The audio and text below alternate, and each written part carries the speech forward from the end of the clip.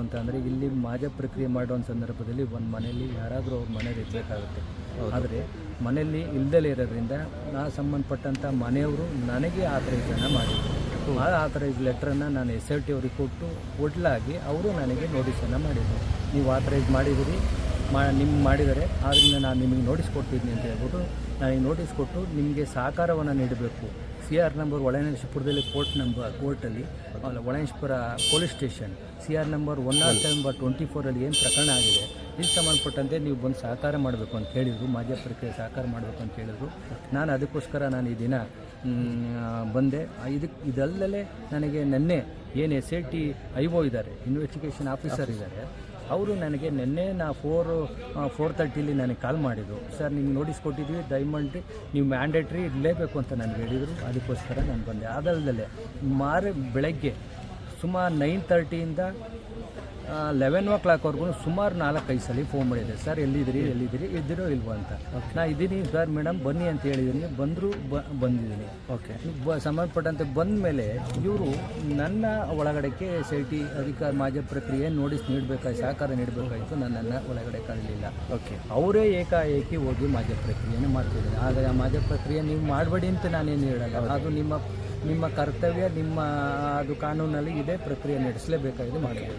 ಆದರೆ ನನಗೆ ನೋಟಿಸನ್ನು ನೀವು ನೀಡಿದ ಮೇಲೆ ಅದು ನಾನು ಸಹಕಾರ ನೀಡಬೇಕು, ನೀವು ಮಾಜ ಪ್ರಕ್ರಿಯೆ ಸಹಕಾರ ನೀಡಬೇಕು ಅಂತ ನಾನು ನೋಟಿಸ್ ಕೊಟ್ಟ ಮೇಲೆ ನನ್ನನ್ನು ನನ್ನ ಒಳಗಡೆ ಸೇರಿಸ್ಬೇಕಾಗೋದು. ಸೇರಿಸಿಲ್ಲ. ಯಾಕೆ ಸೇರಿಸಿಲ್ಲ? ಹಾಗಾದ್ಮೇಲೆ ನೀವು ಸಹಕಾರ ನೀಡಿ ಅಂತ ನನಗೆ ನೀವು ನೋಟಿಸ್ ಯಾಕೆ ಕೊಟ್ರಿ? ನನಗೆ ನೋಟಿಸ್ ಕೊಡೋಂಥ ಅವಶ್ಯಕತೆ ಏನಿತ್ತು?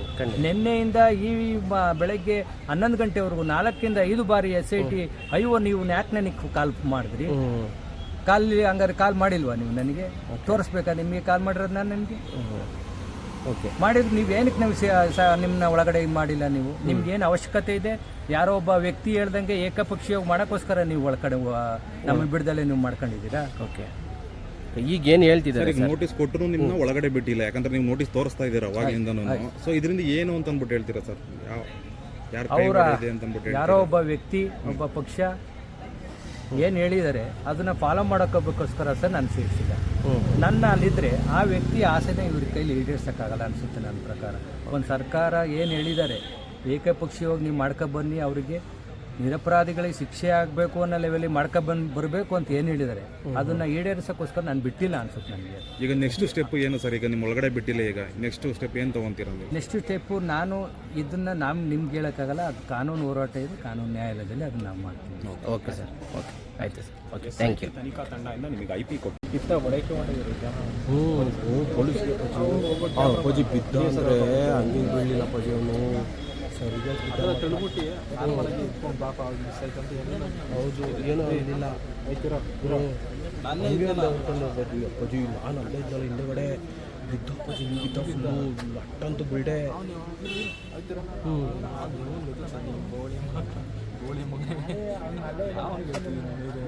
ಎಲ್ಲ ಬಿದ್ದು ಎಲ್ಲ ಬಂದ್ಬಿಟ್ಟು ನೋಡ್ಬಿಟ್ಟು ಹೊರಗಡೆ ಹಾಕ್ಬಿಟ್ರು. ಸಬ್ ಇನ್ಸ್ಪೆಕ್ಟರ್ ಅವರೆಲ್ಲ ಇದ್ದವರು ಒಳಗಡೆ ಕಳಿಸ್ಬಿಟ್ಟು. ಹೌದು,